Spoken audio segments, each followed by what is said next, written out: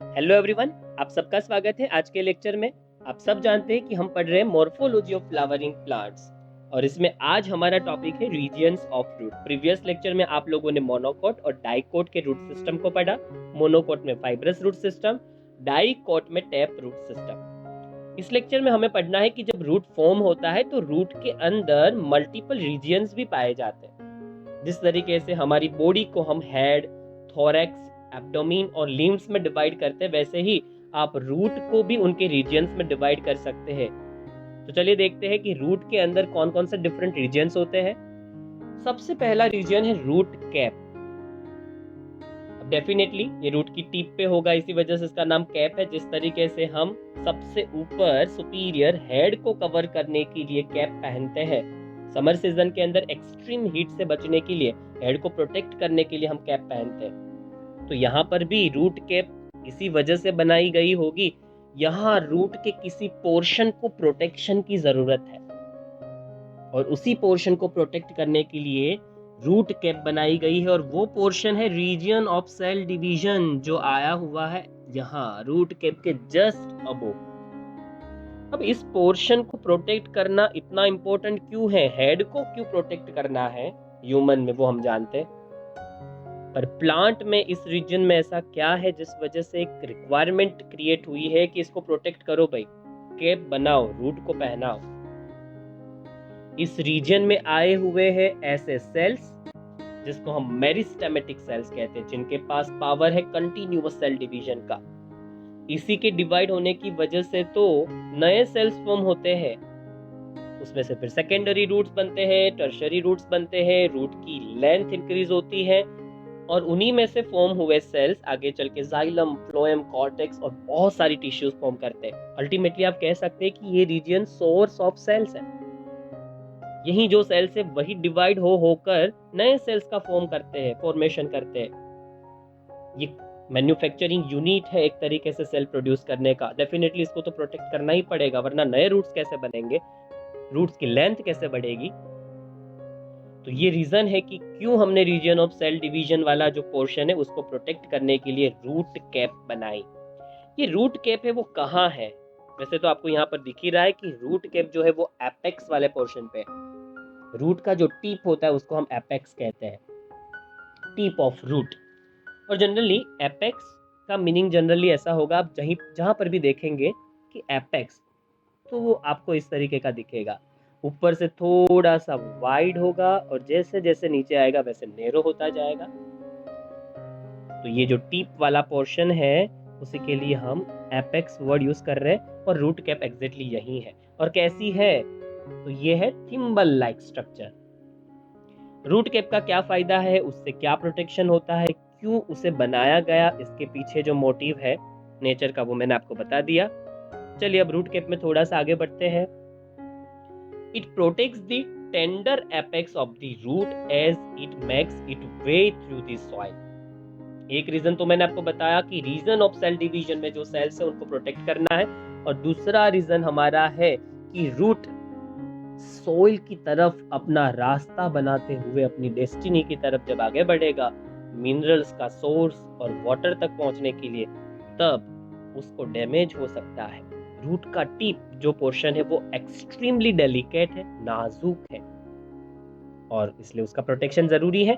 तो tender apex जो है रूट का, उसको रास्ता देने के लिए एक टफ प्रोटेक्शन की जरूरत है, वरना उसको डैमेज होगा। इसी वजह से हमने यहाँ पर रूट कैप बनाया है, जो थोड़ा सा टफ है, स्ट्रॉन्ग है, स्ट्रेंथफुल है, इस वजह से वो रास्ता दे सके और रूट अपना रास्ता बनाते हुए सोइल में आगे बढ़ सके। तो ये रूट कैप का हमने पर्पस देखा, उसका फंक्शन देखा, उसका लोकेशन देखा, और उसकी रिक्वायरमेंट क्यों क्रिएट हुई थी ये भी देखा। चलिए अब एक नए रीजन की तरफ आगे बढ़ते हैं, और रीजन्स ऑफ रूट में एक और रीजन है जिसका नाम है रीजन ऑफ मेरिस्टेमेटिक एक्टिविटी, जो मैं आपको बता चुका हूँ। सेल डिवीजन वाली जो एक्टिविटी आपको दिखाई गई थी वही रीजन ऑफ मेरिस्टेमेटिक एक्टिविटी के नाम से भी जाना जाता है। इसको सेल डिवीजन वाला एरिया भी कहते हैं, एक्टिव सेल डिवीजन वाला area, area of cell division, इस नाम से भी जाना जाता है। रूट कैप के बाद सेकेंड नंबर पे आता है रीजन ऑफ मेरिस्टेमेटिक एक्टिविटी या एरिया ऑफ सेल डिवीजन। यहाँ पर कौन से सेल है? मेरिस्टेमेटिक सेल है, इसी वजह से इस एरिया का नाम मेरिस्टेमेटिक एक्टिविटी का रीजन ऐसे रखा। कहाँ है? Just above the root cap, पर कितना अबोव? फ्यू मिलीमीटर ओनली, बस कुछ ही मिलीमीटर आप रूट कैप के ऊपर देखोगे तो मेरिस्टेमेटिक एक्टिविटी वाला रीजन है, उसी का प्रोटेक्शन कर रहा है रूट कैप। ये करता क्या है? सेल डिवीजन ही इसका काम है। तो देखिए आपको यही समझाएंगे। The cells of this region are very small. अब उनके आपको फीचर्स बता रहे हैं। वेरी स्मॉल, बहुत ही छोटे छोटे होते हैं, और दूसरा वो थीन वॉल्ड होते हैं, उनकी सेल वॉल भी पतली होती है, और साइटोप्लाज्म काफी डेंस होगा। और ये कौन से सेल्स की बात कर रहे हैं? मेरिस्टेमेटिक सेल्स की बात कर रहे हैं। ये सेल्स का नाम भी है, और इसको हम क्या कहते हैं? मेरिस्टेमेटिक सेल, या कई लोग मेरिस्टेम सेल्स भी कहते हैं सिंपली। मेरिस्टेमेटिक सेल्स कहाँ आए हुए हैं? रीजन ऑफ मेरिस्टेमेटिक एक्टिविटी, मतलब कि सेल डिवीजन एक्टिविटी वाला रीजन। अब यहाँ जो सेल्स है वो कैसे है? स्मॉल, थीन वॉल्ड, मतलब इनका सेल वॉल काफी थीन है, पतला है, और साइटोप्लाज्म उसके अंदर जो आया हुआ है, और उसके सराउंडिंग के अंदर जो आया हुआ सेल मेम्ब्रेन है, साइटोप्लाज्म के अंदर आई हुई ऑर्गेनेल्स है, इन सबको हम यूनाइटेड वे में प्रोटोप्लाज्म कहते हैं। प्रोटोप्लाज्म का क्या मतलब होगा? किसी भी सेल की सेल वॉल निकाल देने के बाद, खास करके प्लांट में सेल वॉल होती है। अगर सेल की सेल वॉल निकाल दो, उसके बाद जो पूरा सेल बच गया, उस पूरे सेल को हम प्रोटोप्लाज्म कहेंगे। प्रोटोप्लाज्म मतलब सेल विदाउट सेल वॉल, मतलब इसमें सेल मेम्ब्रेन आ गई, इसमें ऑर्गेनेल्स आ गई, साइटोप्लाज्म आ गया, सब कुछ, वो काफी डेंस होता है। अब ऐसे फीचर्स है क्यों?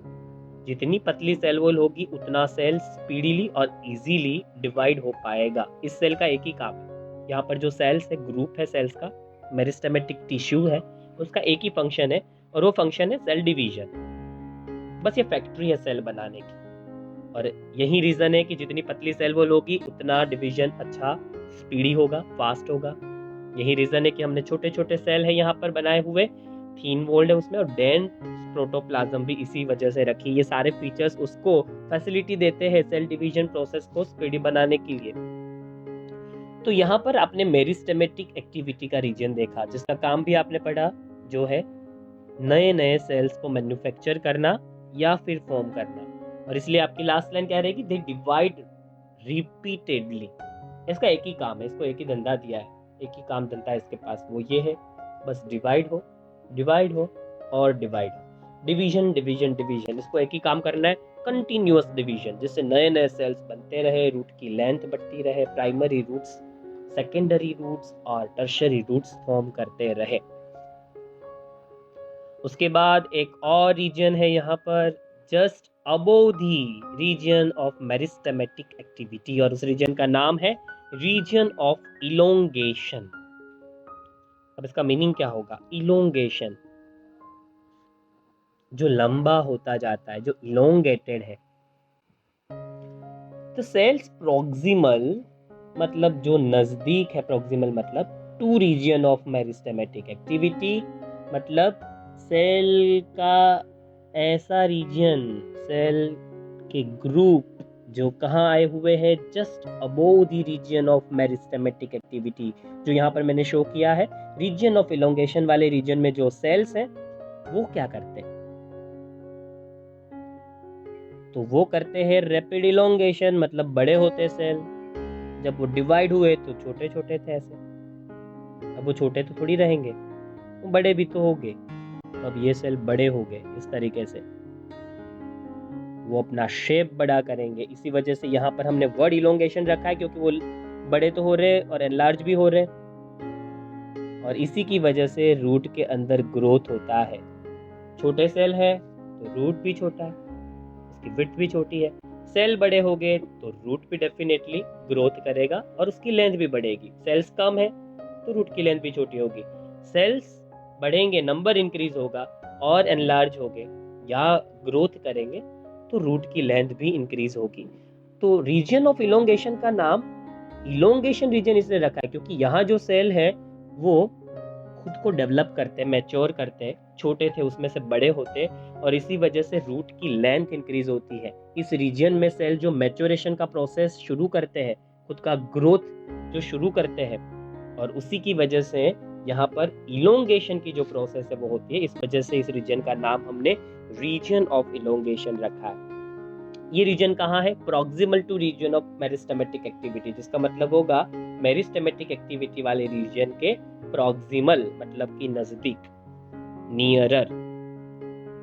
इसके बाद एक और रीजन बच गया अब, पर उससे पहले थोड़ा इसका फंक्शन देख लेते।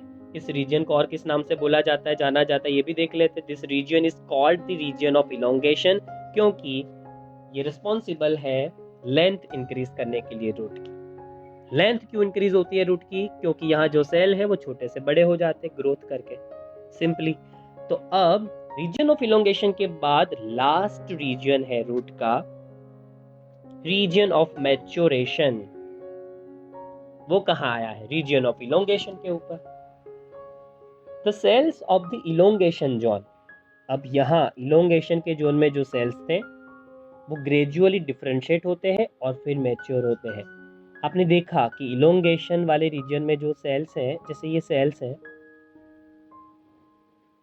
तो ये सेल्स ग्रोथ करते हैं और अपनी साइज बढ़ाते हैं। इसी वजह से रूट की लेंथ इंक्रीज होती है। ये हमने रीजन ऑफ इलोंगेशन में पढ़ा था।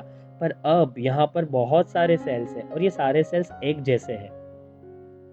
जैसे 10th स्टैंडर्ड तक हम सब एक जैसे थे, सारे हमने सब्जेक्ट्स भी एक जैसे पढ़े थे। पर 10th के बाद हमारे पास ऑप्शन था। 10th तक हम मैच्योर हुए तो 9th और 10th ये हमारा रीजन ऑफ इलोंगेशन है, जहां हम ग्रोथ करते हैं, बड़े होते हैं, टीनेज में आते हैं और हमारी लेंथ भी बढ़ती है, मस्कुलर होते हैं, वही से वो। और अब देखिए उसके बाद अब आपको सिलेक्ट करना होगा कि आपका कैरियर पाथ क्या रहेगा 10th के बाद।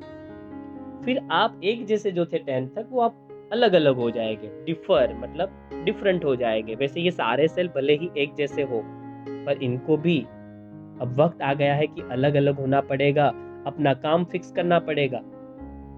कुछ लोग ए ग्रुप सेलेक्ट करते और मैथमेटिक्स में चले जाते, कुछ बी ग्रुप लेके बायोलॉजी ले लेते, कुछ स्टूडेंट्स कॉमर्स करते, कुछ आर्ट्स करते, कुछ 10th के बाद डिप्लोमा कर लेते। तो डिपेंड करता है। तो 10th तक हम सब एक थे और उसके बाद हम अचानक से डिफर हो गए, हम डिफरेंशिएट हुए। कोई डिफरेंशिएट हुआ साइंस में, कोई डिफरेंशिएट हुआ कॉमर्स में, कोई डिफरेंशिएट हुआ आर्ट्स में, कोई डिप्लोमा में गया। वैसे यहाँ सारे एक जैसे दिखने वाले सेल अब अलग अलग बनेंगे और अपना मैच्योरेशन कंप्लीट करेंगे। कैसे? तो देखिए यहाँ पर सेल्स डिफरेंशिएट होते हैं और मैच्योर होते हैं, और उससे क्या फॉर्म होता है सबसे पहले? तो उससे फॉर्मेशन होता है यहाँ पर रूट हेयर्स का, जो आपको फिगर में दिखा रखा है। ये जोन कहाँ आया हुआ है? ये जोन आया हुआ है proximally to the region of elongation.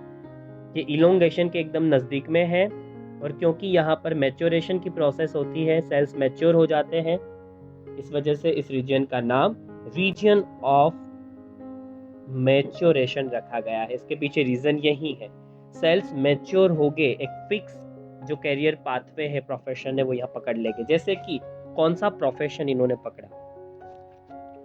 तो इस रीजन में आप देखेंगे तो कुछ सेल्स हैं, एपिडर्मल सेल्स, वो कन्वर्ट हो गए रूट हेयर्स के अंदर। एपिडर्मल सेल्स का मतलब होगा आउटर जो लेयर है, आउटर प्रोटेक्टिव कवरिंग है, उनके सेल्स वो एकदम फाइन, डेलिकेट और थ्रेड लाइक स्ट्रक्चर में कन्वर्ट होते हैं, जिनको हम रूट हेयर्स कहते हैं। तो रीजन ऑफ इलोंगेशन में से कुछ सेल्स जो है वो रूट हेयर्स में कन्वर्ट हो गए। अब हर एक सेल अपना अपना पाथवे पकड़ेगा। कुछ सेल्स रूट हेयर बन गए, इन्हीं में से कुछ सेल्स हो गए जो जाइलम में कन्वर्ट हो गए, कुछ सेल्स इनमें से ही हो गए जो फ्लोएम में कन्वर्ट हो गए, कुछ इनमें से ही हो गए जो कॉर्टेक्स में कन्वर्ट हो गए, जो आप 6th चैप्टर में पढ़ेंगे। तो यहाँ अंदर तो बहुत सारी चीजें हैं। पहले सारे एक जैसे थे, पर उनमें से कुछ रूट हेयर्स बन गए, कुछ सेल्स जाइलम में कन्वर्ट होने लगे, कुछ फ्लोएम में कन्वर्ट होने लगे, कुछ कॉर्टेक्स में कन्वर्ट होने लगे। और सेल के बहुत सारी ये कन्वर्जन की जो बात है, एक दूसरे से अलग होने की बात है, डिफर होने की बात है, उसी को हम डिफरेंशिएट करना या डिफरेंशिएट होना कहते हैं। और मैच्योरेशन वर्ड भी यहाँ यूज किया गया है। तब आप समझ चुके होंगे कि इस रीजन का नाम मैच्योरेशन क्यों है, क्योंकि यहाँ पर रीजन ऑफ इलोंगेशन के सेल्स मैच्योर होते हैं, डिफरेंशिएट होते हैं। कुछ सेल्स रूट हेयर्स बन जाते हैं, कुछ जाइलम के कंपोनेंट्स बनते हैं, कुछ फ्लोएम के कंपोनेंट्स बनते हैं। रूट्स में बहुत सारी चीजों की जरूरत है और जिनको जो पसंद आता है वो वैसे बन जाता है। एक्चुअली रीजन ऑफ इलोंगेशन के सेल्स जो है उनका लोकेशन डिसाइड करेगा कि वो कौन से कंपोनेंट में कन्वर्ट होंगे। फिलहाल वो हमारा कंसर्न नहीं है, वो थोड़ी एडवांस चीज है, पर आप समझ चुके होंगे कि मैच्योरेशन का प्रोसेस क्या है और कैसे होता है, इसका नाम ऐसा क्यों रखा गया। तो ये थे रीजन ऑफ रूट्स। बस यहाँ पर रीजन्स ऑफ रूट की प्रोसेस कंप्लीट हो गई, बस यहाँ तक ही है रीजन्स ऑफ रूट तक का टॉपिक। तो नेक्स्ट लेक्चर में हम एक नए टॉपिक के साथ मिलेंगे और उस टॉपिक का नाम होगा रूट का मॉडिफिकेशन। रीजन्स ऑफ रूट हमने पढ़ लिया है, टाइप ऑफ रूट्स भी हमने पढ़ लिया है। अब रूट में एक ही टॉपिक बाकी रहा है जो है मॉडिफिकेशन ऑफ रूट। तो चलिए यहाँ तक का जो कंटेंट है उसको प्रिपेयर करिए और मिलते हैं नेक्स्ट लेक्चर में एक नए टॉपिक के साथ।